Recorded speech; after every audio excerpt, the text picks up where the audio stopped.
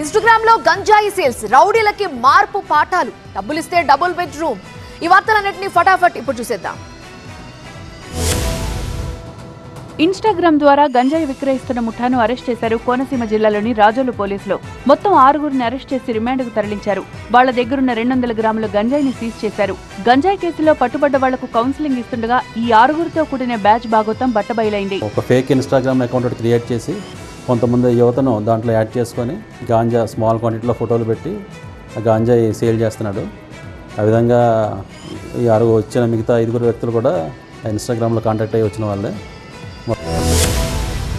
జమ్మూ కాశ్మీర్ సరిహద్దుల్లో ఉగ్రవాదుల ఏరివేత కొనసాగుతోంది. కుప్వారాలో చొరబాటుకు యత్నించిన 2 ఉగ్రవాదులను భద్రతా దళాలు మట్టుపెట్టాయి. మరోవైపు జమ్మూ కాశ్మీర్లోనూ భారీ సెర్చ్ ఆపరేషన్ కంటిన్యూ అవుతోంది. ఏకకాలంలో 59 ప్రదేశాల్లో విస్తృత సోదాలు నిర్వహించారు.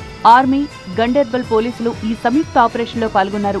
అనుమానాస్పద కదలికలపైన నిఘా పెంచారు. పలువురు అనుమానితులను అదుపులోకి తీసుకుని విచారిస్తున్నారు. మరోవైపు ఈ వారంలో భద్రతా బలగాలు ఆపరేషన్ శత్రును చేపట్టారు. కిష్తవాడ్ జిల్లాలో 3 ఉగ్రవాదులు దాక్కున్నట్లు సమాచారం అందడంతో సెర్చ్ ఆపరేషన్ ముమ్మరంగా సాగుతోంది.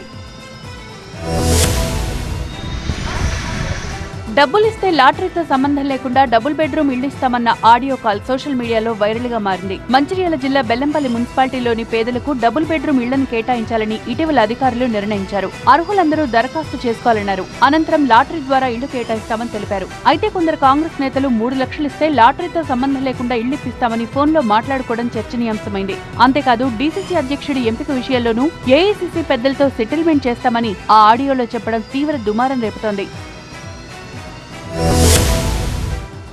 నటి గౌరీ కిషన్ ను మీ బరువెంత అంటూ ప్రెస్ మీట్ లో వేసిన ప్రశ్న తీవ్ర వివాదం రేపుతోంది. అతనిపై గౌరీ కిషన్ తో పాటు పలువురు నటులు, పాత్రికేయ సంఘాలు తీవ్ర ఆగ్రహం వ్యక్తం చేశాయి. ఇప్పుడు ఈ ఇష్యూని నడిగర్ సంఘం కూడా సీరియస్ గా తీసుకుంది. ఈ వ్యవహారాన్ని తీవ్రంగా ఖండించింది. జర్నలిజం ముసుగులో ఉన్న కొంతమంది ప్రెస్ మీట్స్ లో నటీమణుల్ని ఎగతాళి చేయడం, అవమానించడం ఆందోళనకరమని పేర్కొంది. నటి గౌరీ కిషన్ బాధను తాము అర్థం చేసుకుంటున్నామని, ఓ మనిషి ఆకారాన్ని విమర్శిస్తే మానసికంగా బాధ కలుగుతుందని, ఇలాంటి బాడీ షేమింగ్ కు పాల్పడే వారిపై చర్యలు తీసుకోవాలని కోరింది.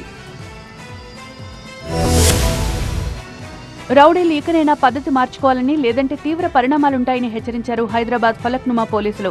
రౌడీ షీటర్లలో మార్పు తీసుకొచ్చేందుకు కౌన్సిలింగ్ నిర్వహించారు. సన్మార్గంలో నడవాలని, కేసుల పాలు కాకుండా కుటుంబ సభ్యులతో కలిసి సంతోషంగా జీవించాలి అన్నారు. గంజాయి నిర్మూలనకు ప్రత్యేక చర్యలు తీసుకున్నట్లు వివరించారు.